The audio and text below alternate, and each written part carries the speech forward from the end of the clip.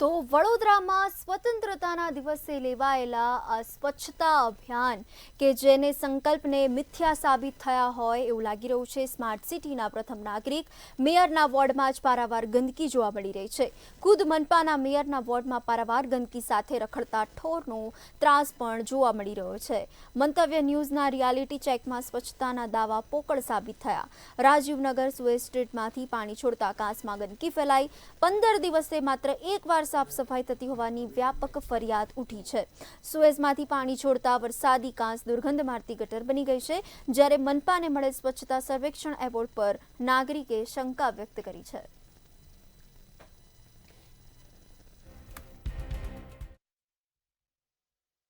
વડોદરા શહેરના પ્રથમ નાગરિક એવા મેયર આપણા પિંકીબેન સોની આજે જોવો છો એના વિસ્તારની અંદર હું એક નાગરિક તરીકે જોઉં છું કે ખેર ખેર કચરાના ઢગલા પડ્યા છે।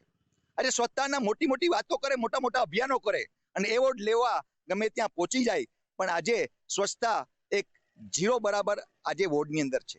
આજે એસટીપીની જે એના જે પાણી છે એ નાળીઓમાં છોડવામાં આવે છે, એટલે આખી નાળીઓ વિસ્તારની અંદર દુર્ગંધ ફેલાય। સ્વતંત્રતા દિવસે સ્વચ્છતાનો સંકલ્પ લેવામાં આવે। પ્રધાનમંત્રી નરેન્દ્ર મોદી લાલ કિલ્લાથી સ્વચ્છતાની વાત કરે અને સ્વચ્છતાના નામે કરોડોનો ખર્ચ થાય।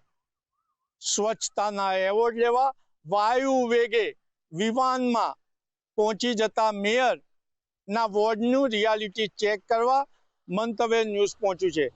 આ વડોદરા મહાનગરપાલિકાના મેયર પિંકી સોની શહેરના પ્રથમ નાગરિકનો વિસ્તાર છે। અહીંયા આપ જોઈ શકો છો ગંદકી ખૂબ જ છે અને અહીંથી પસાર થતા લોકોને જવું મુશ્કેલ પડે એટલી દુર્ગંધ મારે છે અને જે એસટીપીમાંથી પાણી છોડવામાં આવે છે એ પણ ગટર બની ગઈ છે, એટલે અહીંયા રોગચાળો પણ ફેલાય તેવી શક્યતા છે અને પશુ નિયંત્રણ કાયદાનો પણ અમલ નથી થઈ શકતો। અહીંયા જોઈ શકો છો આપ રોડ પર રખડતા ઢોરોનો પણ ત્રાસ યથાવત છે, ત્યારે અહીંથી એક સિનિયર સિટીઝન પસાર થઈ રહ્યા છે। આપણે એમને પૂછીશું, શું કહો છો? અહીંયા ઠેર ઠેર ગંદકી છે અને પસાર થવું मुश्किल पड़ी રહ્યું છે। अभी तो स्टेटमेंट दिया ना। अभी दिया हाँ हाँ, ये भी तो सफाई करना चाहिए, हम रेगुलर बेसिस पे है। ये तो बहुत दिन तक पड़ा रहता है। એટલે નાગરિકો મેયરને રિક્વેસ્ટ કરે છે અને 15 દિવસથી કચરો સાફ નથી થતો તેવું કહેવામાં આવે છે। ત્યારે સ્વચ્છતાના સંકલ્પ લેતા મેયર કુંભકર્ણની નિંદ્રામાં જણાય છે। મેયરે પોતાના વિસ્તારમાં એક દિવસ ગુજારવો જોઈએ તેવું પણ નાગરિકો કહી રહ્યા છે। એટલે સ્વચ્છતા તો થઈ નથી રહેતી, પરંતુ પશુ ઢોર નિયંત્રણ કાયદાનો અમલ પણ નથી થઈ રહ્યો। કેમેરામેન મિલિંદ મેલે સાથે નિલેશ બ્રહ્મભટ્ટ, મંતવ્ય ન્યૂઝ, વડોદરા।